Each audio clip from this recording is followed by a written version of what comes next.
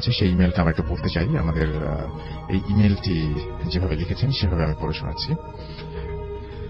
আচ্ছা, লিখছেন যে, হ্যালো রাসেল ভাই, আমি সম্রাট চক্রবর্তী ফ্রম কলকাতা, ইন্ডিয়া। আমি বিজনেসম্যান। আমার রেস্টুরেন্টের ব্যবসা কলকাতায়, and I am part time paranormal researcher. এসব ভালো লাগে, ভূত এফএম শুনি প্রায়, খুব ভালো লাগে। আজ আমি একটা স্টুডেন্ট লাইফের ঘটনা শেয়ার করছি, ভালো লাগলে পড়ে শোনাবেন। তখন রক্ত গরম, ভূত বা প্যারানর্মাল জিনিস খোঁজা বা তাদেরকে দেখবার ইচ্ছা ছিল প্রবল। ঘটনাটি 2016 সালের শেষের দিকে, নভেম্বর ডিসেম্বরের কোন একটি সময়। তখন শীত পড়েছিল প্রচুর কলকাতায়। কোন একদিন সন্ধ্যের দিকে আমি আর আমার বন্ধু শায়ন, পেশায় ফটোগ্রাফার, আর সৌরভ, সে স্টুডেন্ট, ঠিক করলাম যে অন্য কোনো দিনের মতো আজও যাব আর একটা সার্ভে করতে, মানে অন্য কোনো জগতের বাসিন্দাদের খোঁজার চেষ্টা করতে। তো তাদের কমিউনিকেট করার জন্য আমাদের প্রবল ইচ্ছা। তখন আমাদের বাড়ি থেকে 10 মিটার হাঁটা পথ এবং বাগমারি মুসলিম কবরস্থান।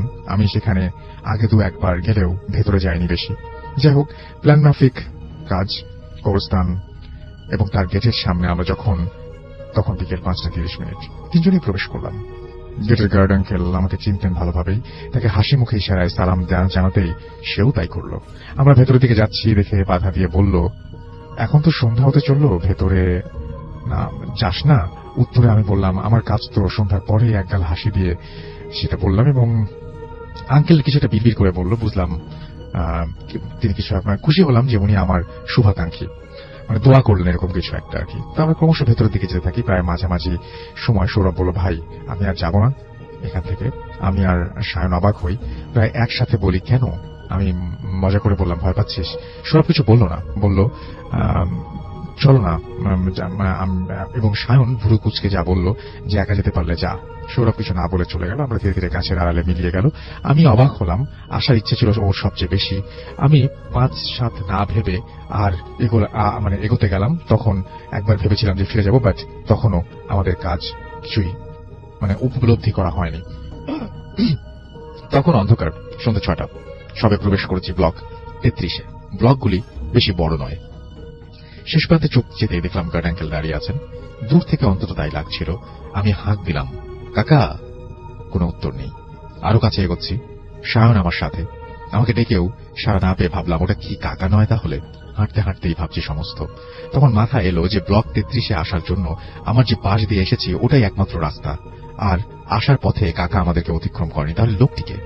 ততক্ষণে আমরা প্রায় 10 হাত দূরত্বে লোকটির কাছ থেকে দেখলাম সে একটি কবরের সামনে দাঁড়িয়ে আছে এবং কবরের দিকে দৃষ্টি তার, এবং প্রচন্ড অন্ধকার। লোকটি যে মৃদু আলোর মাঝে এক অন্ধকারের প্রহরীর মতো দাঁড়িয়ে আছে। আমি আর সায়ন চুপ করে আছি, কোনো কথা বলছি না। কথা বলার শক্তিটুকুও বোধহয় হারিয়ে ফেলেছিলাম তখন। মাত্র 8 থেকে 10 হাত দূরে থাকা মূর্তিটা আসলে কি? তাহলে মানুষ নয়? সায়নের দিকে চোখ চায় আমার। দেখলাম ও চোখ কপালে তুলে আঙুল নিক্ষেপ করছে ওই ছায়া মূর্তির দিকে। তাকাতে দেখি সেই মূর্তি তাকিয়ে আছে আমাদের দিকে, হলুদ বর্ণের চোখ, যেন আগুন জ্বলছে, আক্রমণাত্মক হয়ে উঠছে। আমরা কিছু না ভেবে পেছন করে দৌড়াতে শুরু করি। কত জোরে জানি না, কি কোথায় তাও জানি না, শুধু দৌড়ে চলেছি নিজের মতো। খালি যেন মনে হচ্ছিল পেছনে আসছে সেই লোকটি। প্রায় 5 থেকে 7 মিনিট এলোমেলো ভাবে ছোটার পর মসজিদ দেখতে পাই। প্রায় সাথে সাথে মসজিদের কাছে গিয়ে আমি অজ্ঞান হয়ে পড়ে যাই। তারপর নিজেকে আবিষ্কার করি গার্ড আঙ্কেলের কেবিনে। সায়ন ছিল তখনও। আঙ্কেল শান্তভাবে বলেছিলাম তো না যেতে। আমি আর কোনো উত্তর দিতে পারিনি। আমার সব ঘটনা তাকে বলার পর তিনি বললেন, শাকিব খান বলে একজন কুখ্যাত ক্রিমিনালকে খবর দেওয়া হয় ব্লক 33-এর মাঝামাঝি কোনো এক জায়গায়। ডিয়ার লিসেনার, যারা এইরকম ঘটনাগুলো শুনতে ভালোবাসেন তারা আমাদের এই চ্যানেলটিকে সাবস্ক্রাইব করে রাখবেন, কেননা আমরাই সর্বপ্রথম এরকম বাছাইকৃত ভয়ঙ্কর ইমেল এপিসোডগুলো আপনাদেরকে রাত 10টায় পাবলিশ করে থাকি, আপনাদেরকে দিয়ে থাকি। এবং যারা এইসব ভূত এফএম শুনতে ভালোবাসেন তাদের জন্যই মূলত আমাদের এই চ্যানেলটি। আপনারা এই চ্যানেলটিকে সাবস্ক্রাইব তো করবেনই, পাশাপাশি আজকের সম্পূর্ণ ঘটনা শুনবেন, কেননা এই ঘটনাগুলো অনেক ভয়ঙ্কর হতে যাচ্ছে। এখানে 2 থেকে 3টি ইমেল এপিসোড আছে যেগুলো আপনাদের প্রিয় ভয়েস আর্টিস্টদের। চলুন আমরা ভিডিওতে লাইক দিয়ে সম্পূর্ণ সেই ভয়ঙ্কর ঘটনাগুলো শুনে নিই। এর আগেও 2-1 বার অনেকে দেখেছে সেখানে সেই একই ব্যাপার। কোনো কুকুর বেড়াল কোনো কিছুই সেখানে যায় না। তো তার কাছে এবং তারপরে দিয়ে রেখেছেন যে আমার কাছে আরো অনেক ঘটনা আছে, সেই ঘটনাগুলো চাইলে লিখতে পারেন, এই আর কি। থ্যাংক ইউ ভেরি মাচ আপনার জন্য। আপনাকে অনেক অনেক অনেক অনেক ধন্যবাদ। সেকেন্ড আরেকটা ঘটনা যাবো এই আওয়ারে, এবং আমাদের একটা ইমেল আছে এই মুহূর্তে, সেই ইমেলটা আমি একটু পড়তে চাই। এবং সেই ইমেলটা পাঠিয়েছেন আমাদের একজন লিসেনার। তার কাছে আমরা তিনি যেভাবে লিখেছেন সেভাবেই পড়ব। আসসালামু আলাইকুম, আমার নাম আরিফ। আমি একটা টিভি চ্যানেলে HR অ্যান্ড অ্যাডমিন ডিপার্টমেন্টের এক্সিকিউটিভ। আমি প্রথমেই ধন্যবাদ জানিয়ে রাখি আমি, এবং সেটা আমি ধন্যবাদ জানতে চাই রাখিকে, এবং আমার খুব ভালো বন্ধু, ওর জন্য আমি এই অনুষ্ঠানটা নিয়মিত শুনি। আজও আমি অনুষ্ঠানটি এখন হয়তো তিনি শুনছেন। যাই হোক, তিনি লিখছেন যে আমার দেশের বাড়ি রাজশাহী জেলার গোদাগাড়ী থানার প্রেমতলির ফরাদপুর গ্রামে। আমরা চেষ্টা করেছিলাম তাকে কমিউনিকেট করতে, কারণ স্টোরিটা পুরোপুরি এই যে ঘটনা বিশ্বাস করা না করা আপনার ব্যাপার। আমরা কনফার্ম হতে চেয়েছিলাম যে ঘটনাটা কতটুকু সত্য বা তিনি কিভাবে এটা যাচাই বাছাই করবেন। মাসুম ভাই ট্রাই করবেন আবারও, যদি সম্ভব হয় তাহলে তার সাথে আমরা কথা বলতে পারি। একটু আগে আমরা ট্রাই করেছিলাম, কোনো একটা প্রবলেমে কানেক্ট করতে পারিনি। তো যাই হোক, তিনি লিখছেন যে আমি আজ যে ঘটনাটা বলবো সেটা আমার মামার সাথে ঘটেছে 2000 সালের মার্চ মাসে, তারিখটা সঠিক মনে নেই। আমাদের বাড়ি থেকে নানার বাড়ি প্রায় 12 কিলোমিটার দূরে, নাম ঈশ্বরীপুর। আমার সেজো মামার নাম শরীফ, যার সাথে এই ঘটনা ঘটে। মামা চাকরি করত সিরাজগঞ্জে। সে ছুটিতে বাড়ি আসতো যথারীতি বন্ধুদের সাথে আড্ডা শেষ করে বাড়ি ফিরে। আগেই গ্রামের সম্পর্কিত বললেন যে ভালো হয়, গ্রামের বাড়ির আশেপাশে বাঁশ বাগান আর জঙ্গলে ভরা, আর কিছু কিছু গাছ আছে বহু বছরের পুরনো দিনের, এবং দিনের বেলায় একা হাঁটলেও গা শিউরে ওঠে। অবশ্য ওখানকার লোকদের এসব মনে হয় না, কারণ তারা অভ্যস্ত। গ্রামের বাইরে জমি আর জমি ধানের চাষ করা হয়। পুরো গ্রামটাই ভৌতিক একটা ভাব আছে। যাই হোক, মূল ঘটনায় আসি। সেদিন রাতে খাওয়া দাওয়া করে সবাই যে যার মতো ঘুমিয়ে পড়ে। রাত আনুমানিক 1টা থেকে 2টার দিকে শরীফ মামা বাথরুমে যান। গ্রামের মধ্য দিয়ে একটা কাঁচা রাস্তা, দুই পাশের ঘর বাড়ি, ছোট বড় মিলিয়ে অনেকগুলো পুকুর আছে। সব পুকুরের আলাদা আলাদা নাম আছে। মাঠের দিকে যেতেই একটা বাবলা গাছ আছে, যেটা জমির আইরের সাথে। মামা দেখতে পেলেন কয়েকজন মিলে হাতাহাতি করছে। মামার কাছে একটা টর্চ লাইট আছে, কিন্তু জ্বালাননি। ব্যাপারটা একটু বোঝার চেষ্টা করছেন তিনি। অনেক অন্ধকার, তাই কিছু বোঝা যাচ্ছিল না। তবে তাদের মধ্য থেকে কেউ একজন জোরে চিৎকার করে উঠেছিল, যার আওয়াজ মামার খুব পরিচিত মনে হয়েছিল। আর একটু সামনে যাই, আওয়াজটা বোঝা যায় মামার খুব ঘনিষ্ঠ বন্ধু, এবং তিনি বুঝতে পারেন যে মামার খুব ঘনিষ্ঠ বন্ধু হালিম। এবং এর আরেকটু এগিয়ে তিনি যান, এবং কিন্তু অন্ধকারে কারো চেহারা তিনি বুঝতে পারছিলেন না। সবকিছু কেমন আবছা লাগছিল, কিন্তু মারামারি ক্রমেই বেড়ে চলেছে। আরেকজন চিৎকার করছে, যার কণ্ঠ ছিল বন্ধু হালিম। তার বন্ধু হালিম। মামা বলল যে কে, হালিম নাকি রে? হালিম। ওদের থেকে কোনো উত্তর এলো না। মামা একটু ভয় পেল, আর চিন্তা করলো চিৎকার তো হালিমই করছে। ভয়ে ভয়ে আরো একটু কাছে এগিয়ে গেল এবং টর্চ লাইট মারল ওদের দিকে।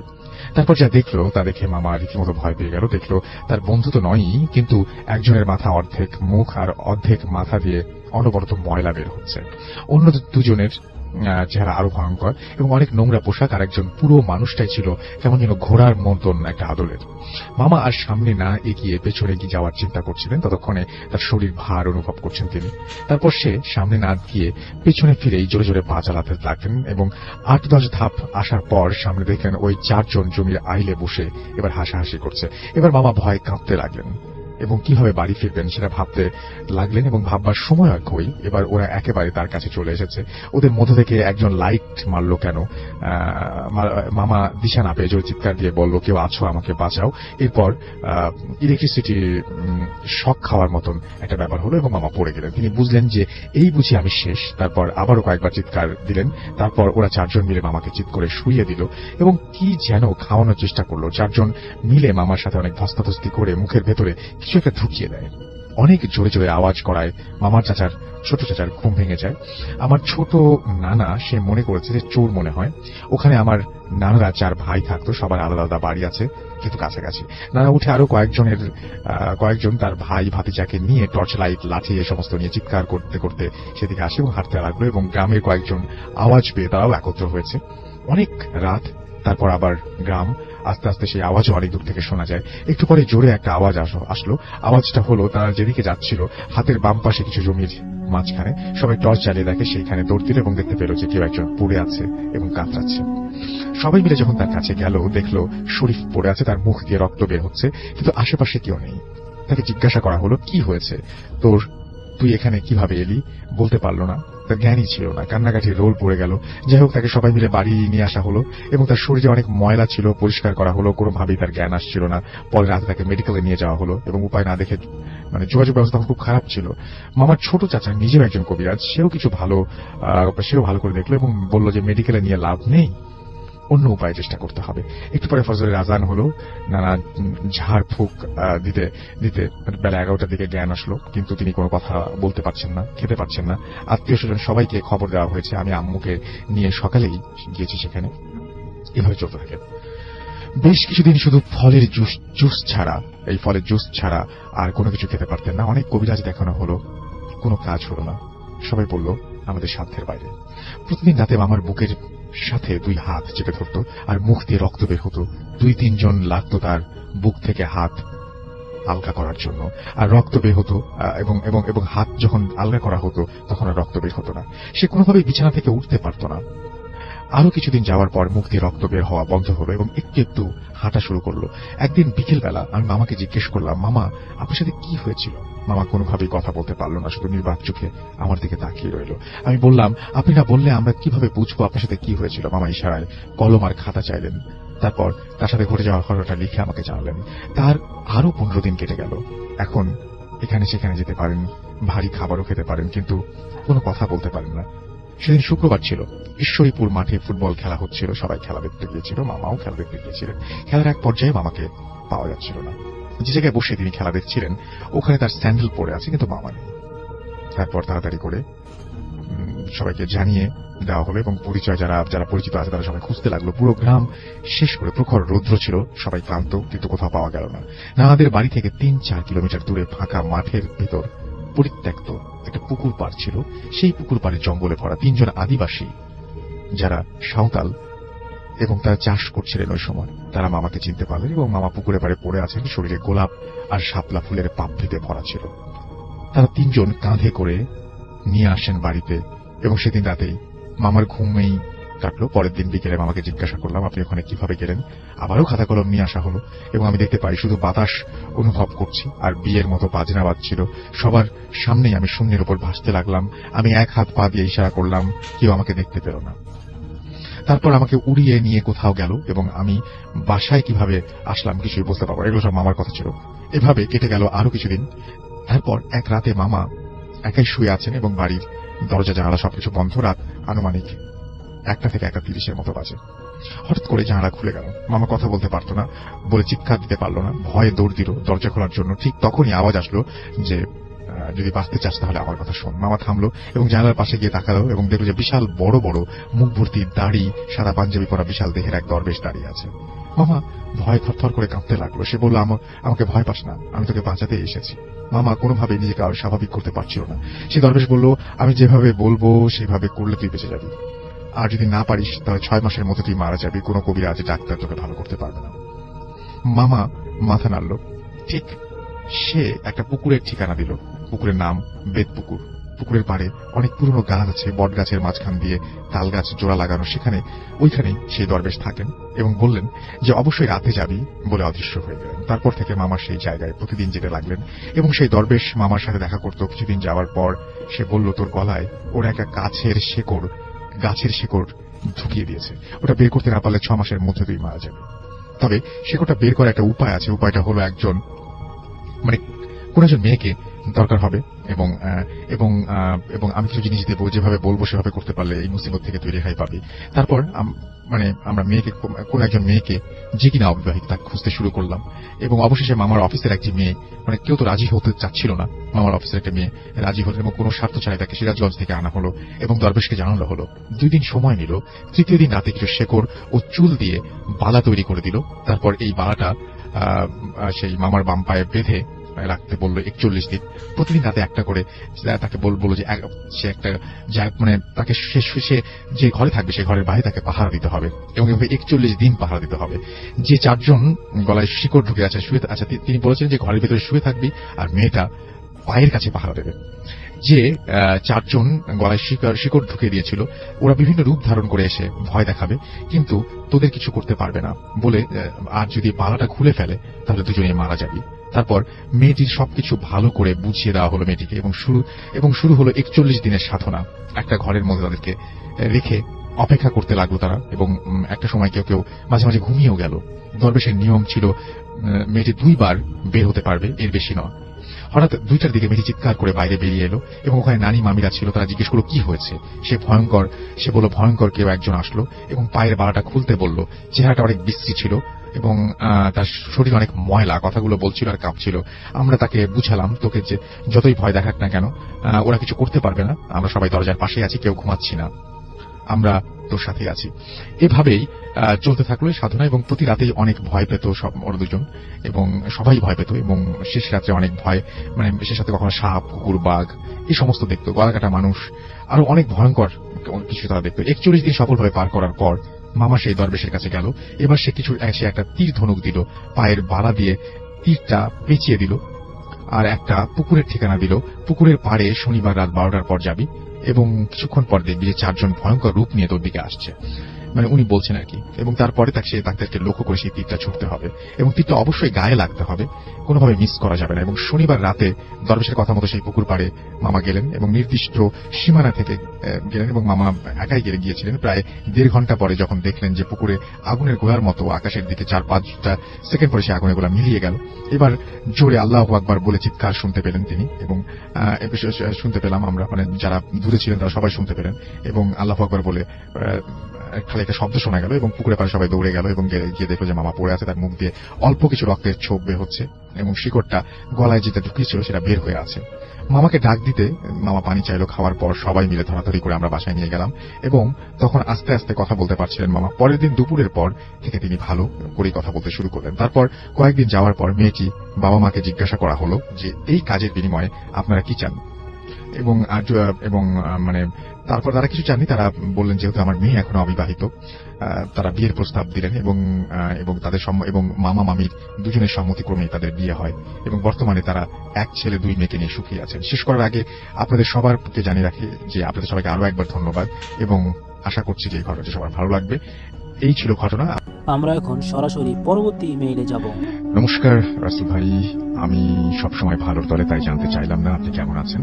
আমার নাম সৌরভ আচার্য, আমি ভারতের পশ্চিমবঙ্গের কলকাতায় থাকি। তাই যে ঘটনাটি আমার সাথে ঘটে গেছে সেটি গিয়ে শেয়ার করা কোনোভাবেই সম্ভব নয়। আমি একটা ব্যাংকে চাকরি করি এখন। প্রথমে বলে রাখি যে ঘটনাটা আমার সাথে ঘটেছে সেটা বিশ্বাস করাটা সম্পূর্ণ আপনাদের ওপর। এই ঘটনা অবাস্তব মনে হলেও আমার এবং আমার পরিবারের সাথে ঘটে যাওয়া একদম সত্যি ঘটনা। এই ঘটনাটা আমার চাকরি পাওয়ার আগে ঘটে যাওয়া। এই বিশ্বে কখন যে কার জন্য কি অপেক্ষা করছে তা কেউই জানে না। 2011 মার্চ মাসে একদিন আমি কলকাতায় বিখ্যাত এক কালী মন্দিরে মা কালীর কাছে পুজো দিতে যাই। কিন্তু পুজো দিতে গিয়ে যিনি পুরোহিত তিনি বললেন যে আপনার ডালাতে বেল পাতাটা ফুটো। আমাদের সনাতন ধর্মে কোনো দেবীকেই ফুটো বেল পাতা অর্পণ করা হয় না। তাই তিনি বললেন মন্দিরের শেষের দিকে একটা বেল গাছ আছে, সেখান থেকে একটা বেল ডাল ভেঙে আনতে। আমি গেলাম সেখানে, এবং একটা লগা ও সেখানে রাখা ছিল দেখলাম। কিন্তু বেশ সন্ধ্যা হয়ে আসার কারণে ভালো করে কিছু দেখতে পাচ্ছিলাম না, তাই অজান্তেই একটা ডাল ভেঙে ফেললাম ওই লগা দিয়ে। আসল বিপদ ভেঙে পড়ল ওই মুহূর্ত থেকে। আমি ভাবতেও পারলাম না কি হতে চলেছে আমার সাথে। বেল ডালটা যখন পড়ল নিচে আমি সেটা কুড়িয়ে নিলাম, এবং সেটা একটু আলোতে এসে দেখলাম তাতে একটা কুচকুচে কালো রঙের তাবিজ বাঁধা। আমি ভাবলাম তাবিজ আবার কুচকুচে কালো হয় নাকি, কিন্তু পুজোয় বিলম্ব হবে দেখে আমি ভুল ভেবে ওই তাবিজটা খুলে ফেলে দিলাম। যেই মুহূর্তে আমি সেই তাবিজটা খুললাম সেই মুহূর্তে আমি একটা ইলেকট্রিক শক অনুভব করলাম। কি অদ্ভুত! সেটা হলো আমি কোনো কষ্ট অনুভব করলাম না ওই শকে। এরপর পুজো সুষ্ঠুভাবে সম্পূর্ণ করে আমি যখন মন্দিরের গণ্ডি পার হলাম আমার অদ্ভুত অনুভূতি হচ্ছিল আমি একা না, কেউ আমার সাথে আছে। তবু আমি মনের ভুল ভেবে এগোতে থাকলাম।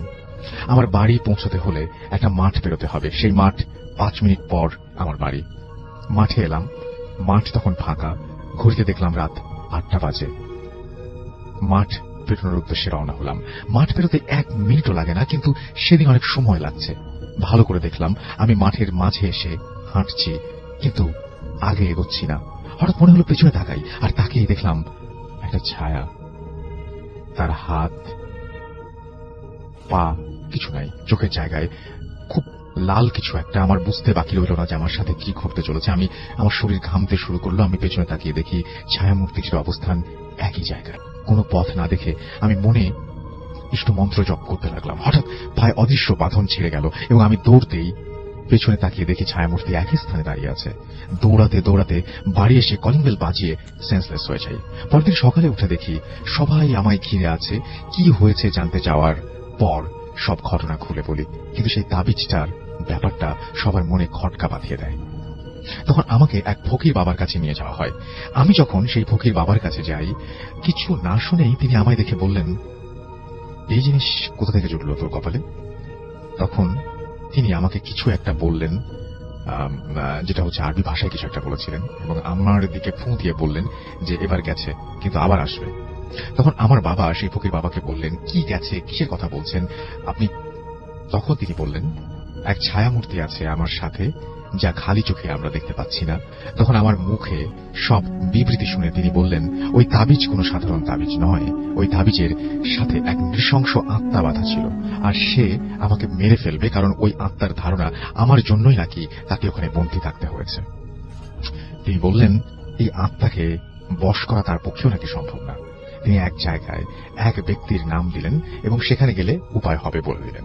বিশেষ কারণে ব্যক্তির নাম, কিন্তু নাম বলছি না, এবং জায়গার নাম বলছি। জায়গাটি হল বীরভূম জেলার তারাপীঠ, এবং এটি একটি বিখ্যাত পীঠস্থান যেখানে অনেক অঘোর সম্প্রদায়ের মানুষ থাকে, এবং সেখানে তন্ত্র সাধনায় সিদ্ধ অনেক মানুষ থাকে। আর যার সন্ধান সেই ফকির বাবা দেন, তিনি অঘোর সম্প্রদায়ের এক মানুষ। সেদিন যাওয়া হলো, কিন্তু সেদিন রাতে ঘটল এক ঘটনা। রাতে আমার সাথে আমার দাদা ছিল। আমার যাতে কোনো ক্ষতি না হয়, সেই আত্মা যেন কোনো ক্ষতি করতে না পারে এই জন্য। কিন্তু বাবা মাকে ডাকলাম। বাবা এসে ইষ্ট মন্ত্র জপ করে কানের মধ্যে 3 বার ফু দিল, এবং দাদা উঠে গিয়ে বলল, স্বপ্নে নাকি এক ছায়ামূর্তি ওর গলা চেপে ধরেছিল। সব শুনে বুঝতে বাকি রইল না যে আমার সাথে সেই ছায়ামূর্তি আমার পরিবারেরও ক্ষতি করতে পারে। ভয় পেয়ে গিয়ে সবাই সেই রাত 3টা জেগেই কাটালাম। পরদিন ভোরবেলায় আবার বেরিয়ে পড়লাম সেই তারাপীঠের উদ্দেশ্যে। তখন যখন পৌঁছালাম, সেই ব্যক্তিকে খুঁজে পেতে কোনো অসুবিধা হলো না। তাকে সব ঘটনা খুলে বললাম, এবং সেই দিন রাতে আসতে বললেন তিনি। আমরা রাতে গেলাম সেখানে। তারপর তিনি আমায় এক লাল সিঁদুরে আঁকা গণ্ডিতে বসতে বললেন। দীর্ঘ 1 ঘন্টা কিছু কার্যকলাপ করার পর হঠাৎ বুঝলাম চারিদিকে একটা নিস্তব্ধতায় ছেয়ে গেছে, এবং কিছুক্ষণ পর জোরে জোরে বাতাস বইতে শুরু করলো। হঠাৎ সবাই দেখলাম সব থেমে গেল, এবং আরেকটা ছায়ামূর্তি সেই ব্যক্তির পাশে আঁকা অন্য এক গণ্ডিতে এসে স্থির হল, এবং তার সেই লাল চোখ যেন আজ আরো ভয়াবহ, যেন আগুন জ্বলছে সেই চোখে, এবং তীব্র এক প্রতিহিংসা আমার ওপর। সেই সাধু তাকে মন্ত্র বলে একটা কাচের শিশিতে বন্দী করে বললেন, এই আত্মা এখন বন্দী, এ আর কারো ক্ষতি করতে পারবে না। সেই কাচের শিশিটা সে সাধু কি করলেন জানি না। ঈশ্বরের আশীর্বাদে আমি ভালো আছি। এই ছিল আমার ঘটনা, আমার সাথে ঘটে যাওয়া ঘটনা, এবং আমার পরিবারের আমার প্রত্যক্ষ করা এক ভয়ানক ঘটনা। ভালো থাকবেন, আর যদি এই ঘটনা ভালো লাগে পড়ে শোনাবেন, খুব ভালো লাগবে। আপনাকে অনেক ধন্যবাদ আপনার ঘটনার জন্য। আমরা পরবর্তী ঘটনা যাবো, এবং এটাকে আমরা ইমেইলটা পড়তে চাই, এন্ড আশা করছি আপনাদের এটা সবার ভালো লাগবে। ইমেইলটা আমাদের একজন লিসেনার আমাদেরকে পাঠিয়েছেন, যেভাবে লিখেছেন সেভাবে পড়ছি। হ্যালো রাসেল ভাইয়া, আশা করি ভালো আছেন। আমার নাম সাজিদ হাসান শাফিন। আমার আর 2 বন্ধু তাইয়ব এবং তাহসিন, আমরা 3 জন মিলে মেহেরপুর জেলায় একটা একটা টিম খুলেছি, এবং আমাদের আমাদের বিভিন্ন জায়গা থেকে আমাদের কাজ ভূত এফএমের ঘটনা কালেক্ট করা, এবং ভূত এফএমের আজকে তিনি একটা ঘটনা শেয়ার করছেন, এবং আশা করছি সেটা সবার ভালো লাগবে। ঘটনাটি আজ থেকে 30 বছর আগের। মেহেরপুর জেলা শহর থেকে মুজিবনগর যাওয়ার রোডে কোর্ট ছাড়িয়ে কিছু দূর শ্মশানের কাছাকাছি প্রায় একটি বাড়ি আছে। বেশ পুরনো আমলের বাড়ি, চারিপাশ বাঁশঝাড় ও বন জঙ্গলে ভরপুর। বাড়ির মালিকের নাম খালিদ শরীফ। বাবা মার একমাত্র সন্তান। ছোটবেলা থেকেই সে প্যারানরমাল বিষয়ের সাথে অভ্যস্ত, যেমন ছাদে কারো হাঁটার শব্দ, কিংবা মধ্যরাতে তার নাম ধরে ডাকার শব্দ, খালিদ, ও খালিদ। বড় হয়ে সে এগুলোকে পাত্তা দিত না, কিন্তু তার লাইফের সবচেয়ে ভয়ঙ্কর ঘটনা ঘটে যখন তার বয়স 25 বছর পূর্ণ হতে যাবে তখন। তো ওই সময়ে রোজার ঈদ বেশ হাসি খুশিতেই বাড়ি আসে, কারণ ঈদের পরের দিনই তার 25তম জন্মদিন ছিল। সে ভেবেছিল এটাকে এটাতে সেলিব্রেট করা যায় কিনা। কিন্তু ঘটনা ঘটতে থাকে ঈদের দিন রাত থেকেই। ঈদের দিন সারা বিকেল বন্ধুদের সাথে ঘোরাঘুরি করে সন্ধ্যার একটু পর বাড়ির পথে রওনা দিল। বাড়ি থেকে 50 মিটার দূরে শ্মশানের শেষ মাথায় আসতে এসে শুনতে পায় কে যেন তার নাম ধরে ডাকছে। সে পেছন ফিরে কাউকেই খুঁজে পায় না। বিষয়টা তার কাছে ভৌতিক মনে হওয়ায় সে দ্রুত বাড়ি ফিরতে থাকে। পথে তার আর কিছুই ঘটেনি, ফলে এই ব্যাপারে সবকিছু সে ভুলে যায়। রাতে ভাত খেয়ে খালিদ ঘুমোতে চলে যায় আর ভাবতে থাকে কাল বাদে পরশুদিন তো বাড়ছে, কি করা যায়। এই ভাবতে ভাবতে সে 12টা নাগাদ ঘুমিয়ে পড়ে। রাত প্রায় 1:45 তার ঘুম ভাঙলে সে যেটা দেখে তা দেখার জন্য সে প্রস্তুত ছিল না। দেখতে পায় খাট থেকে কমপক্ষে 2 ফুট উচ্চতায় ভাসছে সে নিজে, এবং ঘরের কোনায় একটা ব্ল্যাক শ্যাডো দাঁড়িয়ে আছে। এতে একটু একটু করে বেশ ভয় পেয়ে যায় সে দ্রুত দোয়াদরদ পড়তে থাকে। একটু পরে ব্ল্যাক শ্যাডোটা তার কাছে আসতে থাকে এবং খাটের একেবারে কোনায় এসে দাঁড়ায়। ব্ল্যাক শ্যাডোটার দিকে তাকিয়ে বিচ্ছিরি ভাবে হাসে এবং হঠাৎ করে সেটি হারিয়ে যায়। ব্ল্যাক শ্যাডোটা হারিয়ে যাওয়ার সাথে একদম প্রায় সাথে সাথেই সে খাটের উপরে ধপাস করে পড়ে যায়। খাটের উপর থেকে পড়ে গিয়ে সে সেন্সলেস হয়ে যায়। ভোরে ফজরের আজানের সময় তার সেন্স আসে এবং সেন্স ফিরে সে নিজেকে শ্মশানে আবিষ্কার করে। সে নিজেকে কোনো মতে সামলে নিয়ে বাড়ি ফিরে ঘটনাটি সে কাউকে জানায়নি। সে একজন ভালো কবিরাজকে চিনত। কবিরাজের কাছে গেল। কবিরাজ তাকে একটা কাগজে কিছু লিখে দেয় এবং বলে রাত প্রায় 2:45টার সময় একটা গাড়ি আসবে যা কয়টি শেয়াল টেনে আনবে। তো ভয় পাওয়ার কিছু নেই, এই চিঠিটি ওই গাড়ির ভেতরে ফেলে দিতে হবে, আর কোনো মতেই এই কাগজটা খুলে পড়া যাবে না। তারপর ভোরে একটা টিকটিকি তোমার দরজার সামনে পড়ে থাকবে। সেই টিকটিকিটিকে শ্মশানের একটা কোনায় মাটি চাপা দিয়ে আসতে হবে। খালিদ কবিরাজের কথা মতো রাত 2:45টার আগে থেকে দাঁড়িয়ে অপেক্ষা করতে থাকে। একটু পরে সে দেখতে পায় 8টা হিংস্র শেয়াল একটি গাড়িকে টেনে আনছে এবং খালিদ ভয় না পেয়ে চিঠির গাড়ির ভেতরে ছুঁড়ে মারে। পরে ভোরে মরা টিকটিকি শ্মশানের একটি কোনায় সে পুঁতে দিয়ে আসে। তারপর আবার কবিরাজের কাছে গিয়ে চিঠিতে কি লেখা ছিল তা জানতে চাইলে খালিদকে সে শুধু এটুকুই বলেছিল যে ওই গাড়িটি ছিল জিনদের বাদশার গাড়ি, আর এই মরা টিকটিকিটি ছিল একটা জিন। দেখো, তোমার জন্মের সাথে সাথেই তোমার উপর ব্ল্যাক ম্যাজিক করা হয়েছিল। ব্ল্যাক ম্যাজিকের মাধ্যমে সে একটা জিনকে দায়িত্ব দেওয়া হয়েছিল তোমার 25তম বার্থডেতে তোমাকে মেরে ফেলার জন্য, কিন্তু আমি তোমাকে এই যাত্রায় বাঁচিয়ে দিলাম। তোমার কোন নিকট আত্মীয়ই সম্পত্তির লোভে এই কাজটি করেছে। আমি তার নাম বলবো না। এরপর থেকে খালিদের আর কোনো প্রবলেম হয়নি, কিন্তু আজ পর্যন্ত মনে প্রশ্ন থেকে যায় কবিরাজজি ওই চিঠিতে কি লিখেছিলেন, আর কেই বা তার উপরে ব্ল্যাক ম্যাজিক করেছিল। এসব প্রশ্নের উত্তর আজও অধরা। এই ছিল ঘটনা, এবং এই ঘটনাটি আপনি আপনাদের ইমেইল করা এবং সেটা আপনারাই পাঠিয়েছেন, সেরকমই একটা ঘটনা আমি এই মুহূর্তে যাচ্ছি। লিখেছেন আমি পদ্ম, বর্তমানে ঢাকা বিশ্ববিদ্যালয়ে পড়ছি। একটা সময় ভূত এফএম নিয়মিত শুনতাম, একটা ব্যক্তিগত কারণে এখন আর শোনা হয় না। তবে ভূত এফএম এর ফ্যান আছি এখনো। বেশ কয়েকটি ঘটনা শেয়ার করতে চাই। কিছু ঘটনা আমার সাথে ঘটেছে, কিছু ঘটেছে আমার খুব কাছের মানুষের সাথে। এর কোনো একটি ঘটনা ভালো লাগলে লিসনারদের সাথে শেয়ার করবেন। তার আগে বলে রাখি আমি খুব একটা ধার্মিক না, অতি প্রাকৃত কোনো কিছুতে আমার অগাধ বিশ্বাসও নেই। আমি এসব ব্যাপার এড়িয়ে চলতেই স্বাচ্ছন্দ্য বোধ করি।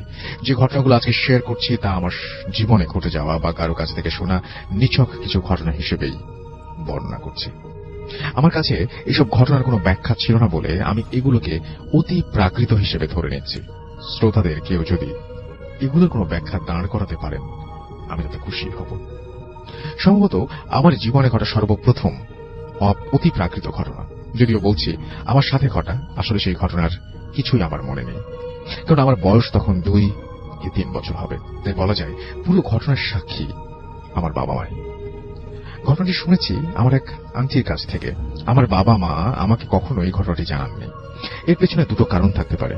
তারা উভয়ই যথেষ্ট বাস্তববাদী ও বিজ্ঞান মনস্ক মানুষ, তাই তারা আজও বিশ্বাস করেন ঘটনাটি স্বাভাবিক কোনো ঘটনাই ছিল। হয়তো তারা এর ব্যাখ্যা জানতেন না। ঘটনাগুলো শুনলে আমার শিশু মনে নেতিবাচক প্রভাব পড়তে পারে। মূল ঘটনায় আসি। আমার বাবা সরকারি কর্মকর্তা হওয়ায় প্রায়ই আমার বাবা মাকে এক শহর ছেড়ে অন্য শহরে গিয়ে থাকতে হতো। ওই সময়টায় তারা ছিলেন ময়মনসিংহ। ময়মনসিংহ শহরটা ছিল তাদের কাছে নতুন, এর আগে তারা কখনো সেখানে যাননি, কিংবা তাদের পূর্ব পরিচিত কেউ সেখানে থাকতেনও না। আমি শুনেছি ময়মনসিংহে সে সময় পাকা দালানের সংখ্যা যেমন কম ছিল, তেমনি ধান ক্ষেত আর গাছপালা ছিল প্রচুর। ময়মনসিংহে গিয়ে তারা প্রথমেই যে বাসাটি ভাড়া নিয়েছিলেন সেটি ছিল একটি 3 তলা বাড়ি। বাড়ির একেবারে সামনে দিয়ে চলে গেছে পাকা রাস্তা। বাড়িটির এক পাশে একটা বিশাল ধান ক্ষেত, আর পেছনের দিকে বড় বড় গাছ আর ঝোপঝাড়, এর মাঝে ছোটখাটো জঙ্গল। উল্লেখ করি যে ডক্টরস কোয়ার্টারে থাকতে চাইলে কিছু অফিসিয়াল প্রসেসের মধ্য দিয়ে যেতে হয়, যা তখনও সম্পন্ন হয়নি। তাই বাধ্য হয়ে আমাদের ভাড়া বাসাতেই শিফট করতে হয়।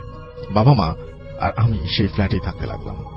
বড় বাসা, ভাড়াও বেশ কম, সবকিছু মিলিয়ে, তবে সবকিছু ধুলোয় ঢাকা, দেয়ালে মাকড়সা, যেন অনেক কাল বন্ধ পড়েছিল ফ্ল্যাটটা।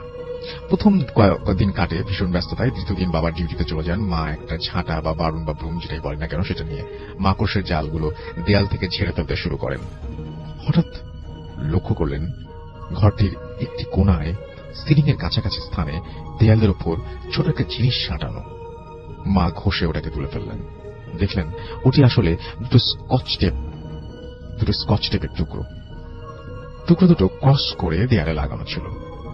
কালো স্কচ টেপ, ময়লা জমে রংটাও প্রথমে মা ঠিক মতো বুঝতে পারেননি। ক্রসটার ভেতর থেকে বের হয়ে এলো একটা তাবিজ। মা ব্যাপারটি আমলে নিলেন না। তারপর একে একে মা এরকম কালো স্কচ টেপ সাঁটা আরো 3টি তাবিজ খুঁজে পেলেন। বসার ঘর, অন্য আরেকটি শোবার ঘর এবং একটা ওয়াশরুমের কোণায়।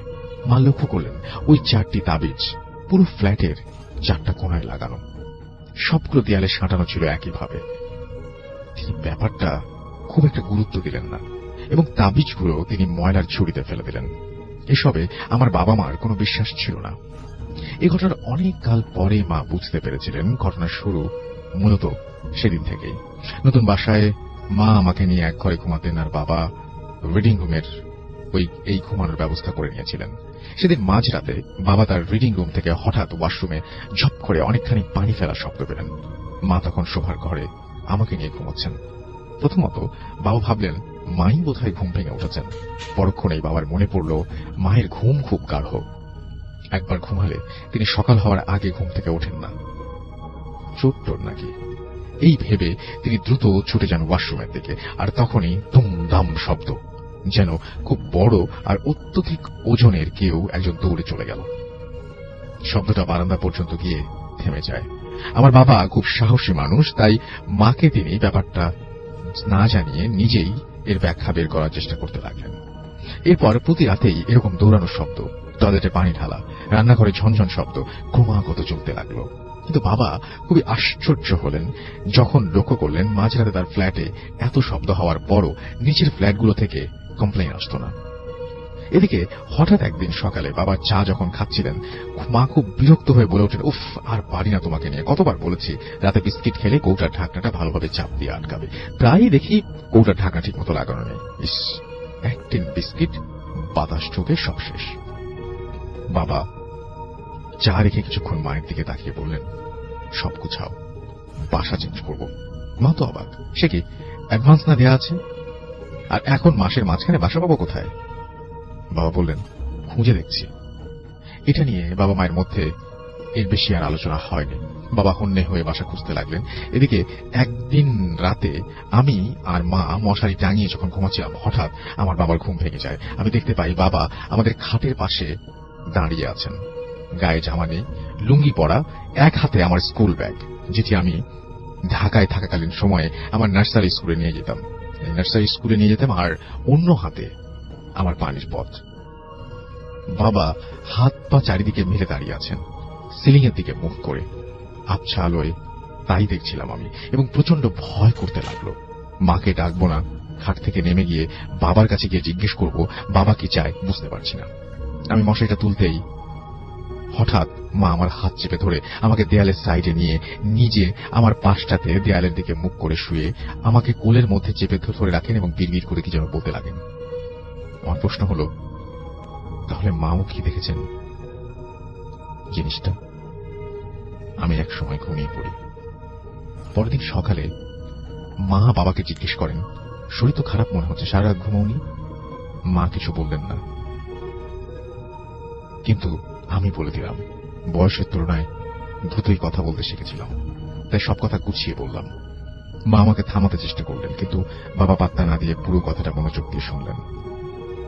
একদিন বাবা ফজরের আজানের আগে আগে বারান্দায় দাঁড়িয়েছিলেন। হঠাৎ বারান্দার কাছেই বাগানের বড় একটা গাছ, সেই গাছের মগডালে কি গাছ আমার মনে নেই, ধপ করে আগুন জ্বলে উঠল। বাবা তো শকড, কারণ কোনো কারণ ছাড়াই আগুন। তিনি থ হয়ে সেখানেই দাঁড়িয়ে রয়েছেন। এদিকে আগুন দ্রুত ছড়িয়ে যাচ্ছে এবং আশেপাশের কয়েকটা বড় গাছেও সেটা ছড়িয়ে গেল। নিচে একতলা টিনের বাড়িতে থাকতেন কেয়ারটেকার। তিনি প্রথম বের হয়ে চিৎকার করলেন। বাবা হুঁশ ফিরল। নিচ থেকে, ছাদ থেকে, বারান্দা থেকে যে যে হয়ে পারল পানি ছিটিয়ে আগুন নেভালো, কিন্তু পুরোপুরি নিচ্ছিল না। ফজরের আজান দিলে সবাইকে চমকে দিয়ে আগুন নিচ থেকে নিভে যায়। সবাই ভাবল কেউ হয়তো ছাদ থেকে ওই গাছটার উপর জ্বলন্ত কোনো সিগারেট বা কিছু একটা ফেলেছে, কিন্তু বাড়িওয়ালা নিশ্চিত করলেন ছাদ তালাবন্ধই ছিল।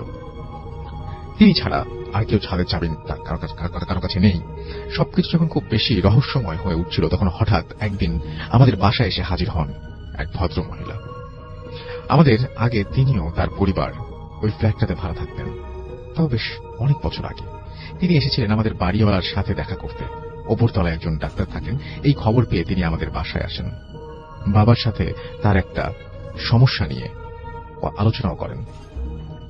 জিজ্ঞাসা না করতেই তিনি আমার বাবাকে আলাপের এক পর্যায়ে বলেন, জানেন এ বাসায় জিন থাকে? তারপর তিনি সেই তাবিজের ব্যাপারটা বলেন। তিনি জানান অনেক আগে ওই ফ্ল্যাটটিতে একটা বৃদ্ধা থাকতেন। তার সন্তানেরা তার কোনো খোঁজ খবর নিতেন না। একাকিত্ব কাটাতে তিনি কোরআন পড়ে সময় কাটাতেন। রিউমার ছিল, তিনি জিনের আমল করতেন। এই ফ্ল্যাটটিতেই বৃদ্ধার মৃত্যু হয়েছিল। ভদ্রমহিলার মতে জিনটা হয়তো ফ্ল্যাটেই রয়ে গিয়েছিল। এই ঘটনা কিছু পরে আমরা ফ্ল্যাট শিফট করে নতুন বাসায় চলে যাই। I have so many other experiences to share, এবং ইন্টারেস্টেড হলে প্লিজ রেসপন্স। এন্ড তিনি বলছেন যে তিনি আরো অনেক কিছু পাঠাবেন আমাদেরকে। তো আমি আপনাদের আপনার প্রথম ঘটনাটা পড়ে শোনালাম। সো আশা করব যে নেক্সট ঘটনাটা আপনি যত দ্রুত সম্ভব পাঠিয়ে দিবেন আমাদের কাছে। ঘটনাটা আশা করছি আপনাদের সবার ভালো লেগেছে। আমরা পরবর্তী ঘটনায় যাব, তবে এই ঘটনাটি অবশ্যই একটা ইমেইল থেকে পড়ব। এন্ড এই ইমেইলটা পাঠিয়েছেন আপনাদেরই কেউ একজন, এবং তার নামটাও আমি দেখি পড়া যাবে কিনা। যেভাবে আছে সেভাবে পড়ছি, যেভাবে লেখা আছে আর কি। আসসালামু আলাইকুম রাসেল ভাই, ভূত এফএমের সকল শ্রোতাবৃন্দ। যে ঘটনাটি আপনাদেরকে শোনাতে যাচ্ছি সেটা আমার দাদুর কাছ থেকে শোনা। ঘটনায় চলে যাচ্ছি। আমার দাদুর বয়স তখন 12 থেকে 14 বছর ছিল। তখনকার সময় খুব কম মানুষই পড়াশোনা করত। আমার দাদু তেমন পড়াশোনা করেন নাই। আমার দাদুর বাবা কাজ করতেন। তাদের বাড়ি থেকে প্রায় 2-3 মাইল ছিল সেখানে, এবং সেটা খেতে কাজ করতে, এবং সেই ক্ষেতটা ছিল বাড়ি থেকে 2-3 মাইল। আমার দাদু আমার বাবার সাথে কাজে যেতেন। আমার দাদুদের সাথে তাদের বাড়ির আরো বেশ কিছু মানুষও খেতে কাজ করতে যেতেন। আমার দাদুর বাবা যখন খেতে কাজ করতেন, তখন দাদু ক্ষেতের আশেপাশে খেলা করতেন। কোনো সময় কখনো কখনো তিনি খেলতে খেলতে অনেক দূরেও চলে যেতেন। তেমনি একদিন আমার দাদুর বাবা কাজ করছিলেন। কাজ করতে করতে কখন যে সন্ধ্যা হয়ে গেল তিনি টেরও পেলেন না। এক পর্যায়ে তিনি খেয়াল করলেন যে তার সাথে কাজ করতে আসা আশেপাশের লোকজনগুলো চলে গিয়েছে। তিনিও আস্তে আস্তে কাজ গুছাতে শুরু করলেন। গুছাতে তিনি তার ছেলেকে ডাকতে লাগলেন, কিন্তু তিনি তাকে আশেপাশে খুঁজে পেলেন না। তিনি এদিক ওদিক খোঁজাখুঁজির পর তাকে একটা বাড়ির উঠানে পেলেন। সেখানে গিয়ে তিনি দেখলেন একজন মহিলা কান্না করছেন। সময় তখন সন্ধ্যা হয়ে গিয়েছে।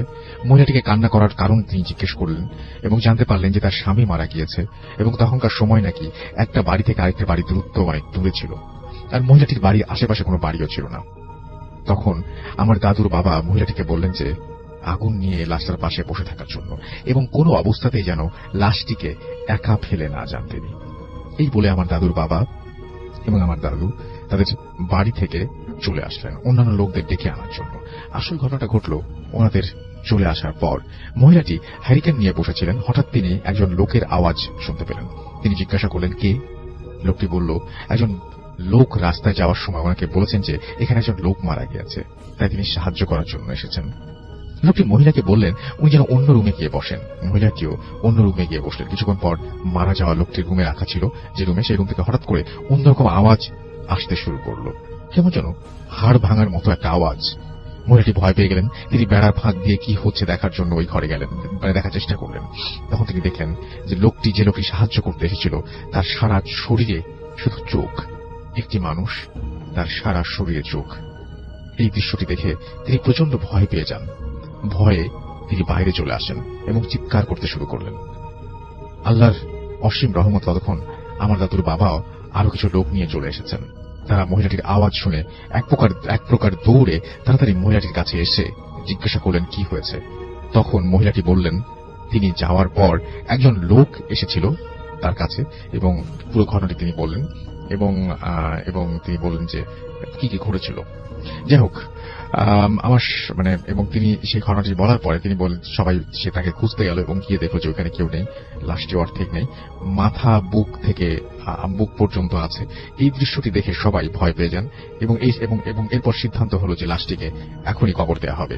এই ছিল ঘটনা। ভালো লাগলে পড়ে শোনাবেন, এটাই তিনি লিখেছেন। Thank you very much. আপনার ঘটনার জন্য আপনাকে অসংখ্য ধন্যবাদ। এবং এই মুহূর্তে আমি আপনাদের নিয়ে যাচ্ছি আরো একটি ঘটনা। একটি তো এটা একটা আপনাদেরই পাঠানো ঘটনা এবং সেই ঘটনাটি আমি পড়ে শোনাবো আপনাদেরকে।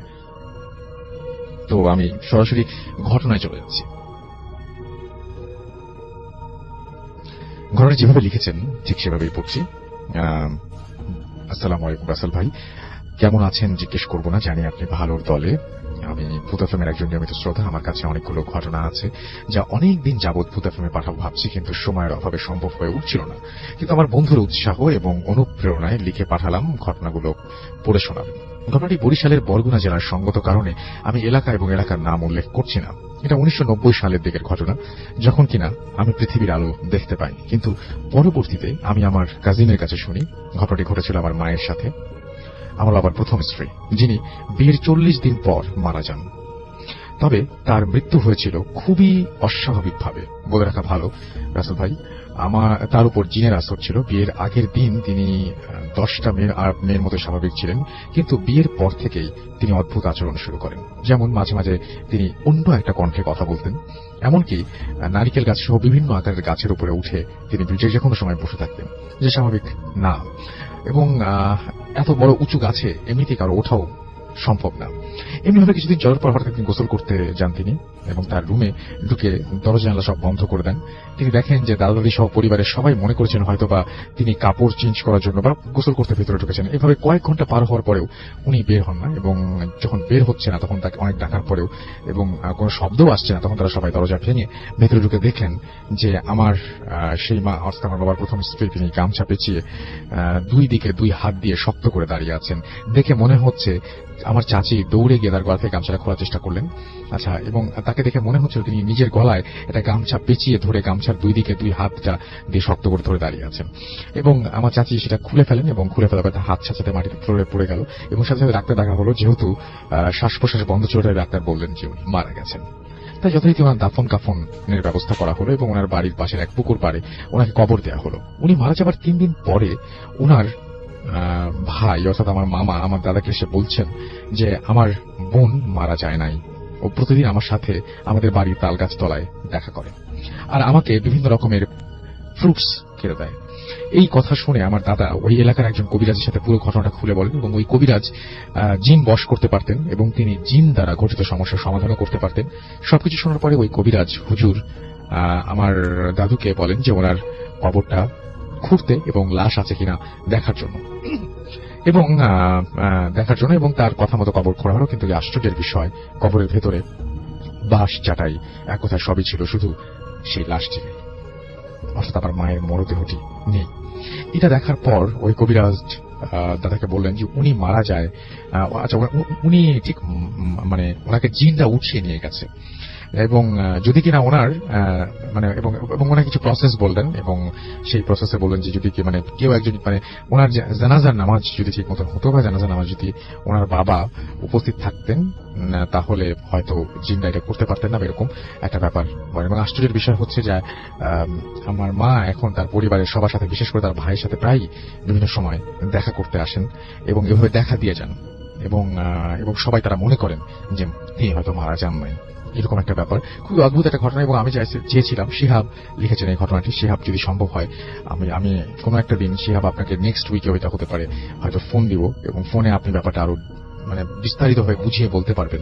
আমার কাছে মনে হচ্ছে ঘটনাটি খুবই অন্যরকম, যে একজন মানুষ মারা যাবার পরেও তিনি বিভিন্ন জনের সাথে দেখা দিয়ে যান এবং সবাই মনে করেন যে তিনি মনে হয় বেঁচেই আছেন। এটা খুবই অদ্ভুত একটা ব্যাপার। তো যাই হোক, আশা করছি এই ঘটনাটি আপনাদের ভালো লেগেছে। আমি চলে যাবো একটা ইমেইলে, এবং ইমেইলের পরে আবার আপনাদের কাছে ফিরে আসবো। চলে যাচ্ছি আমাদের কাছে পাঠাটা ইমেইলে, এবং আমি এই ইমেইলটা পড়ার পরে একটা ইমেইল করেছিলাম, একটা রিপ্লাই লিখেছিলাম। সেখানে জানতে চেয়েছিলাম যে ঘটনাটা আরো একবার মেক শিওর করতে, যেটা সত্যি। আমার কাছে কিছু জিনিস আছে বিশ্বাস করতে খুব কষ্ট হয়। সো আমি পড়ছি যেভাবে তিনি লিখেছেন সেভাবেই।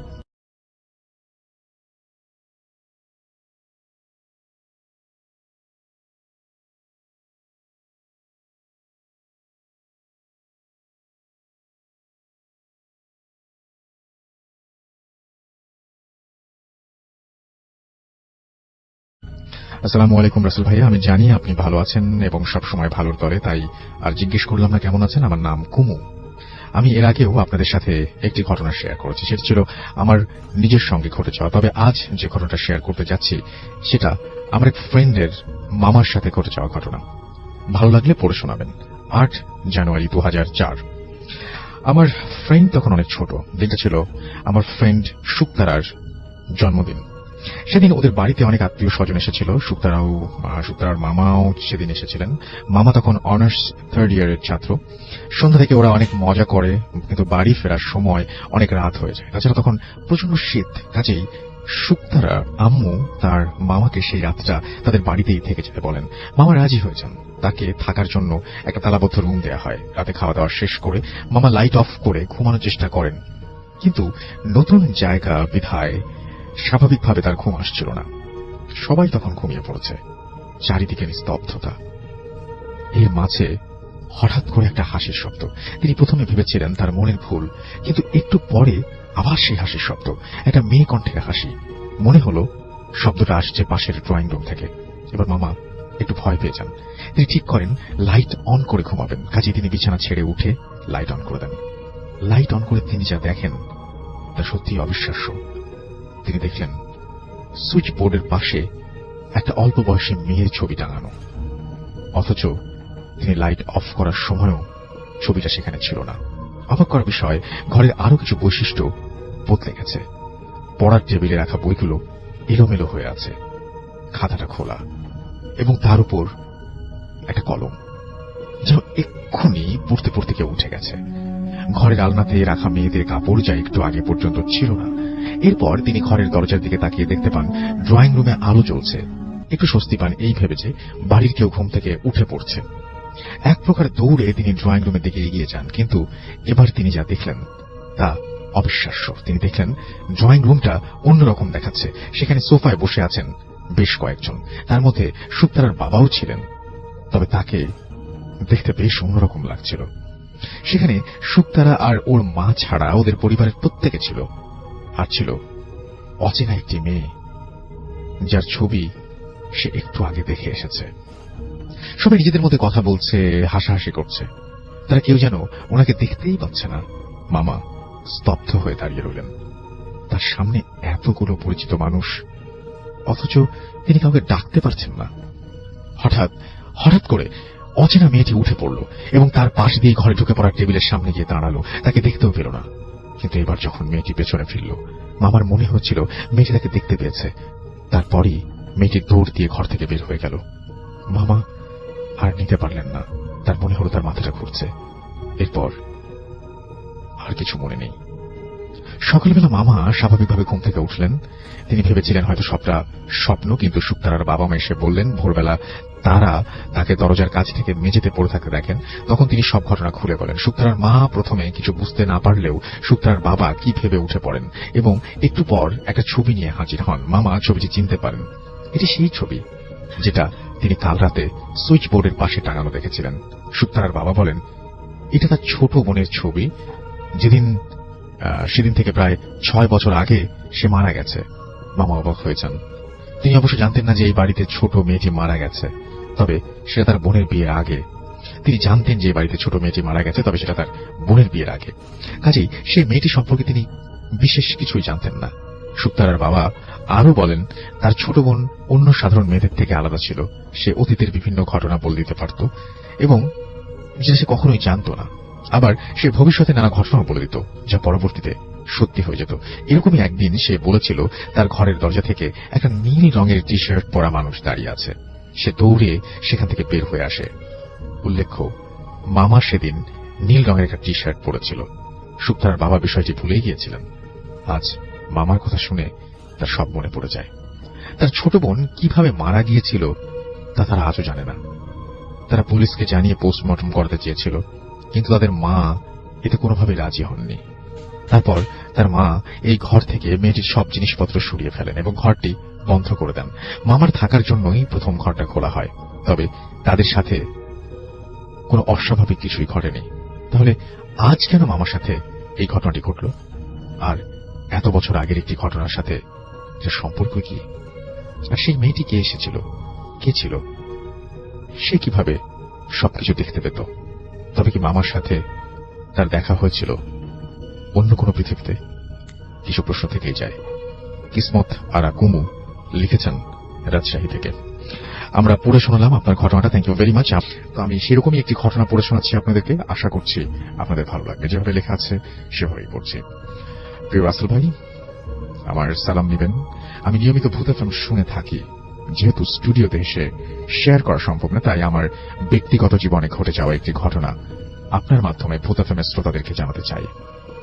আমি ঘটনাটা শুরু করছি। ঘটনাটি ঘটে 2002 সালের দিকে।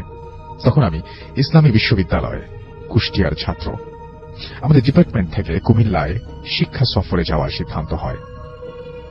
তখন ছিল ডিসেম্বর মাস, কনকনে শীত পড়েছিল। যেহেতু কুষ্টিয়া থেকে গাড়ি রাতে ছেড়ে মাগুরার ওপর দিয়ে ঢাকায় যাবে, তাই আমার গ্রামের বাড়ি মাগুরাতে চলে আসি। বন্ধুদের সাথে সেইভাবেই কথা হয় যে রাত আনুমানিক 10টা নাগাদ মাগুরার ঢাকা স্ট্যান্ডের কোন একটি হোটেলে গাড়ি দাঁড়াবে। আমি ওখান থেকেই ওদের সাথে গাড়িতে উঠব। ওরাও রাতের খাবার দাবার ওই হোটেলে সেরে নেবে। আমাদের গ্রামের বাড়ি মাগুরা জেলার শ্রীপুর থানার টুপিপাড়া নামক একটি গ্রামে, যা শহর থেকে 12 কিলোমিটার দূরে।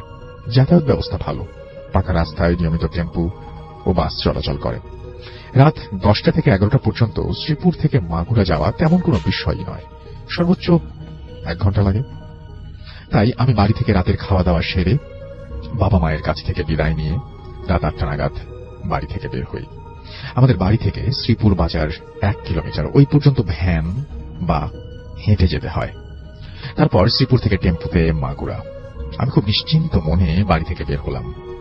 একই শীতের রাত, তার উপরে ভরা পূর্ণিমা, চাঁদের আলো আর হিম হিম পরিবেশের ভেতর দিয়ে আমি চিরচেনা গ্রামের পথে হেঁটে চললাম। কোনো ভ্যান পাইনি। হাঁটতে হাঁটতে গ্রামের ঈদগাহ পর্যন্ত চলে এলাম। ঈদগাহের পেছনেই আছে গ্রামের গোরস্থান। সেটা রাস্তা থেকে একটু দূরে। ওসব নিয়ে আমার কোনো ভাবনা চিন্তা করার কারণই ছিল না। আমি শিওর রাস্তায় আমি ছাড়া আর কেউ নেই।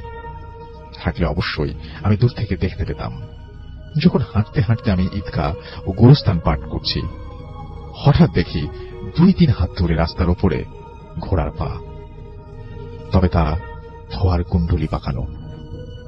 আগরবাতি জ্বালালে যেমন ধোয়া খেলে, বিভিন্ন আকৃতির সৃষ্টি হয়, ঠিক তেমনি ঘোড়ার পায়ের আকৃতি আমার নজরে এলো।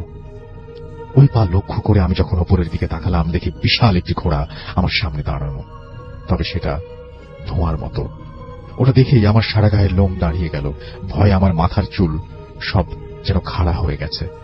সেই সাথে প্রচন্ড রাগও হচ্ছে। রাগে ভয়ে দিশেহারা হয়ে আমি তাৎক্ষণিকভাবে আল্লাহু আকবার বলে 2 থেকে 3 বার চিৎকার করে উঠলাম এবং মনে মনে ধরে নিলাম ওর থেকে মুক্তি পেতে গেলে এটাই আমার একমাত্র অস্ত্র। আমি বারবার চিৎকার করে আল্লাহু আকবার বলছি। ঠিক তখনই দেখি আমার সামনে ফাঁকা রাস্তা, কোথাও কেউ নেই। তবে 2টো বাচ্চা ছেলে মেয়ে হেঁটে যাচ্ছে আর আমার চিৎকারে অবাক হয়ে আমার দিকে তাকিয়ে আছে। আমি নিজেও তখন একটু লজ্জা পেয়ে যাই। চুপ করে আবার হাঁটতে থাকলাম, ভাব দেখালাম যেন কিছুই হয়নি। পরে শিক্ষা সফর থেকে ফিরে বাবা মাকে আমি ঘটনাটা বলেছিলাম। বাবা মা বলেছিলেন ওই জায়গাটা নাকি আসলেই ওইরকম ভৌতিক, প্রায় কেউ না কেউ ওখানে ভয় পায়, কিছু না কিছু দেখে। এটাই ছিল আমার ঘটনা, ভালো লাগলে পড়ে শোনাবেন। তো এই যে রাস্তার যে ধোয়ার কুণ্ডলি পাকানো ঘোড়া, এটা আমি জানি না আপনারা আর কেউ দেখেছেন কিনা। এই ধোয়ার কুণ্ডলি পাকানো ঘোড়া রাস্তা থেকে উঠে আমাদের ড্রয়িং রুমে আসতে পারে, আমাদের বেডরুমে আসতে পারে। এটা নিছক আমাদের মাথার ভেতরে তৈরি একটা ইমেজ হতে পারে, আবার এটা একদম সজ্ঞানে আপনি উপলব্ধিও করতে পারেন। ব্যাপারটা হচ্ছে যে আমরা যখন কোনো কিছু নিয়ে ভাবি, যখন কোনো কিছু নিয়ে খুব বেশি কানেক্টেড হয়ে যায় সেটার সাথে, তখন আমার মনে হয় যে আমরা একটা ইউনিভার্সে আছি, আর একটা ইউনিভার্সে আমরা কিভাবে যাব বা সেই ইউনিভার্সে যাওয়ার রাস্তাটা কি, এইটা কি সবসময় আমরা জানি? মানে আমরা কি একটা জায়গা থেকে, একটা পৃথিবী থেকে আরেকটা পৃথিবীতে যেতে পারি না? যেতে পারি হয়তো। যেমন আমরা জেগে যখন থাকি তখন এই যে আমরা অনেক কিছু দেখি, এই জিনিসগুলো কি আসলে আমরা আমাদের জগতের মধ্যে থেকেই দেখি নাকি অন্য কোনো জগতে গিয়ে দেখি? এই বিষয়ে আমার যথেষ্ট সন্দেহ আছে। আমার মাঝে মাঝে চিন্তা হয় যে আমি কি ওই জগতে পৌঁছে গেছি নাকি ওই জগৎ থেকে কেউ এই জগতে ঢুকে পড়েছে। এই ব্যাপারটা খুবই রহস্যময় এবং এই প্রশ্নের উত্তর খুবই আমার মনে হয় যে খুঁজে পাওয়া খুবই দুষ্কর। তো যাই হোক, এই ছিল ঘটনা এবং আশা করছি যে ঘটনাটা আপনাদের ভালোই লেগেছে। তো থ্যাংক ইউ ভেরি মাচ। আমরা একটা ছোট্ট অডিও ক্লিপে চলে যাচ্ছি। আসসালামু আলাইকুম রাসেল ভাইয়া, আশা করি ভালো আছেন। এটি একটি চিরন্তন সত্য কথা। একটি বহলের বিলারান শহরের বিনাইরান রোড এর একটি রোডের কালো ছায়া নিয়ে একটি ঘটনা। স্থানীয়দের কাছে এটা অন্যতম একটি ভুতুড়ে রাস্তা। অ্যালান একজন হাবাল ট্যাক্সি বা মোটরসাইকেল চালক। দিনের বেলায় তার কোনো চিন্তা নেই, কিন্তু রাত বাড়লেই এই রাস্তা যেন এই রাস্তাকে নিয়ে তিনি ভয়ে থাকতেন সর্বদাই। কারণ এই রাস্তা ধরে গেলে প্রায় ভূতের অদ্ভুত সব ঘটনার সম্মুখীন হতো সে। একদিন গভীর রাতে অ্যালান তার শেষ যাত্রী নামিয়ে খালি মোটরসাইকেল নিয়ে শহরের দিকে ফিরছিলেন। বিনাইরান রোড থেকে দেখা যাচ্ছিল সামনে অনেক নিকষ কালো, কারণ রাস্তার দুপাশে উঁচু ঘাস ও ঘন ঝোপে ল্যাম্পপোস্টের আলোয় প্রায় ঢেকে গিয়েছিল। অ্যালেন জানতো এই পথ অনেক সংক্ষিপ্ত, কিন্তু সেই রাতে পথটা যেন আরো বেশি নিস্তব্ধ লাগছিল। হঠাৎ তার মনে হলো কেউ যেন তার পিছন থেকে ডাকছে। কণ্ঠস্বরটা ছিল ফিসফিসানির মতো, যেন লম্বা ঘাসের আড়াল থেকে আসছে। অ্যালান প্রথমে পাত্তা দিল না, ভাবলো হয়তো ক্লান্তির ভুল। কিন্তু একটু পরেই সে স্পষ্ট অনুভব করলো যে রাতে তার ঠিক পিছনে রাস্তার মাঝখানে কিছু একটা দাঁড়িয়ে আছে। সে সাহস করে পিছনে তাকালেন না, শুধু মোটর সাইকেলের গতি বাড়ানোর চেষ্টা করলো। তখনই তার গাড়ির হেডলাইটের আলোয় সে এক ঝলক দেখলো একটি বিশাল আকারের কালো ছায়া। ছায়াটা এত লম্বা যেন মনে হচ্ছিল এই ছায়াটা কোনো মানুষের নয়, একটা আত্মা বা অন্য কোনো টাইপের, যা ফিলিপিনের লোকের কথার বিশাল দৈত্যদার একটি সত্তা। অ্যালান তখন আতঙ্কিত হয়ে দ্রুত পালানোর চেষ্টা করেছে। তখন সে প্রায় দেখল তার সামনে হঠাৎ রাস্তার মাঝখানে এক কালো কুকুর এসে দাঁড়ালো। কুকুরটা অস্বাভাবিক রকমের বড়, প্রায় একটা ছোট বাছুরের মতো। অ্যালান জোরে ব্রেক কষতেই কুকুরটা এক লাফ দিয়ে রাস্তার এপাশ থেকে ওপাশের জঙ্গলে হারিয়ে যায়। এক মুহূর্তের স্বস্তি না কাটতেই সে দেখল রাস্তার মাঝামাঝি জায়গায় সাদা পোশাক পরা একজন মহিলা দাঁড়িয়ে আছে। মহিলাটি তার দিকে পিছন ফিরেছিল এবং তার লম্বা চুল হাওয়ায় উড়ছিল। অ্যালান নিশ্চিত হলো যে সে একজন যাত্রী চায়, কিন্তু এত রাতে এই নির্জন রাস্তায়, না, ভাবতে পারছি না। অ্যালান বাধ্য হয়ে মোটরসাইকেল থামালেন এবং সাহস করে মহিলাটাকে পাশ কাটিয়ে যেতে চাইল। যেই সে তার পাশ দিয়ে যাওয়ার চেষ্টা করলো, অমনি মহিলাটি ঘাড় ঘুরিয়ে তার দিকে তাকালো। অ্যালেনের বর্ণনায় তার মুখ ছিল অত্যন্ত বিবর্ণ এবং ভাবলেশহীন, তার চোখ ছিল গর্তের মতো ফাঁপা। সেই দৃশ্য দেখে অ্যালান আর এক মুহূর্ত দাঁড়ানোর সাহস পেল না। সে দ্রুত অ্যাক্সিলারেটর ঘুরিয়ে সর্বোচ্চ গতিতে সেখান থেকে পালিয়ে গেল। সে জানেই না মহিলাটি আসলে কে ছিল, কোনো পথচারী নাকি কোনো অন্য রাস্তা বা অন্য জগতের আত্মা। এই ঘটনার পর থেকে অ্যালেন কসম কেটেছে, সে যতই দেরি হোক না কেন রাতের বেলায় আর কখনো বিনাই রান রোড ব্যবহার করবে না, কারণ সে জানে এই রাস্তাটা মানুষের জন্য নয়, এটা অন্য কিছুর জন্য সংরক্ষিত। যাই হোক, ঘটনাটি অনেক ভালো লেগেছে। আমরা যদি বলি যে আমাদের এই ঘটনাটি কোথা থেকে দেখছেন, বরিশাল থেকে দেখছেন, পটুয়াখালী থেকে দেখছেন, তারপরে খুলনা থেকে দেখছেন, যারা যারা কমেন্ট করছেন তাদেরকে অসংখ্য ধন্যবাদ। আমি আপনাদের আমাদের কমেন্ট এসেছে একটা, যে একটি ঘটনা দিয়েছে, ভাইয়া আপনাকে মেইল করেছি, একটা ঘটনা দিয়েছি, এই ঘটনাটি পড়লে খুবই খুশি হব। যাই হোক, আমি তার মেইলটা চেক দিচ্ছি। তিনি কয়েকটি ঘটনা পাঠাইছে, লিখছেন যে ভাইয়া একটি ঘটনা বলবো আমি, সেটা হচ্ছে ঘটনাটি মাতাহীন পাদির ভূতকে নিয়ে। যাই হোক, আরো একটি ঘটনা পাঠিয়েছে, এর তো অনেক আগের ঘটনা। লিখেছেন মাঘ মাসে, মানে মাঘ আসো জলপ্রাতের অভিশাপ, একটি ঘটনা। এই ঘটনাটি কি পাঠিয়েছেন ভাই? ওকে, ধন্যবাদ। তো এই ঘটনাটি 2009 সালের 30শে জুন বহরের মাঘ আসো জলপ্রাত, এই জলপ্রাতেই ঘটেছিল। যদিও এটি একটি প্রাকৃতিক দুর্যোগ ছিল, কিন্তু হঠাৎ এবং ভয়ঙ্কর প্রকৃতির কারণে স্থানীয়রা এটিকে অশুভ আত্মার কাজ বলে মনে করে, যারা জলপ্রপাতের কাছে মানুষকে টেনে নেয়। মাঘ মাস ছিল খুবই অশান্ত ও মনোরম একটি স্থানীয় দুর্ঘটনার পর। যারা যারা কমেন্ট করছেন তাদেরকে অসংখ্য ধন্যবাদ ভাই। কমেন্ট একটু, আমি ঘটনা পড়ছি, একটু পরে কমেন্ট করেন, ঘটনা শেষ হলে কমেন্ট করবেন, তখন আমরা আপনাদের কমেন্টগুলো পড়বো ইনশাআল্লাহ। তো যাই হোক, দুর্ঘটনার দিন দুপুরের দিকে, যদিও আশেপাশে বৃষ্টি হচ্ছিল না, তবুও পর্যটক জলপ্রপাতের নিচে প্রকৃতির পুলে স্নান করছিল, এক বাঁশের ভেলায় চড়ে আনন্দ করছিল। স্থানীয় দুইজন যুবক সাঁতার কাটতে কাটতে জলপ্রপাতের ঠিক পিছনের গুহায় তারা যাওয়ার চিন্তা করেছিল। ঠিক তখনই ঘটনাটি ঘটে যায়। আকাশ পরিষ্কার থাকা সত্ত্বেও উপর থেকে আসা জলপ্রবাহের শব্দ অবিশ্বাস্য দ্রুততায় বাড়তে শুরু করলো। কিছু বোঝার আগেই উপর থেকে কাদামাটি, পাথর এবং গাছের ডালপালা, এই ডালপালা নিয়ে একটি বিশাল দেওয়াল আছড়ে সেই নদীর ভিতরে পড়ে গেল। এটা ছিল ভয়াবহ ফ্ল্যাশ ফ্লড, হঠাৎ বন্যা যেটাকে বলে। পাশে দাঁড়িয়ে থাকা পর্যটকরা আতঙ্কিত হয়ে দেখলো মাত্র 30 সেকেন্ডের মধ্যে শান্ত জলধারা এক উন্মত্ত নদীতে পরিণত হলো। নদীর কিনারে রাখা পিকনিক টেবিলগুলো জলের তীরে ভেসে গেল। সাঁতার কাটতে কাটতে থাকা লোকজন কোনো মতে কিনারায় উঠে প্রাণ বাঁচালো, কিন্তু সেই দুই যুবক যারা জলপ্রপাতের পিছনে গুহার ভিতরে আশ্রয় নিয়েছিল, তাদের আর দেখা গেল না। এবং জল এত দ্রুত এবং প্রচন্ড বেগে আসছিল যে তাদের পালানোর কোনো সুযোগই ছিল না। অ্যালবামের মতো একজন পর্যটক সেই ভয়াবহ মুহূর্তের ছবি তুলে রেখেছিলেন, যেখানে দেখা যায় শান্ত জলপ্রপাত কেমন করে মুহূর্তের মধ্যেই এক ভয়ঙ্কর রূপ নিল। উদ্ধার কাজ শুরু হয়, কিন্তু দুর্ভাগ্যবশত কয়েক কিলোমিটার দূরে স্রোতে ভেসে যাওয়ায় সেই দুই যুবকের নিতর দেহ উদ্ধার করা হয়েছিল। স্থানীয়দের বিশ্বাস, মাঘ আসো জলপ্রপাতটি ইনকান্ত বা জলদেবতার দ্বারা সুরক্ষিত।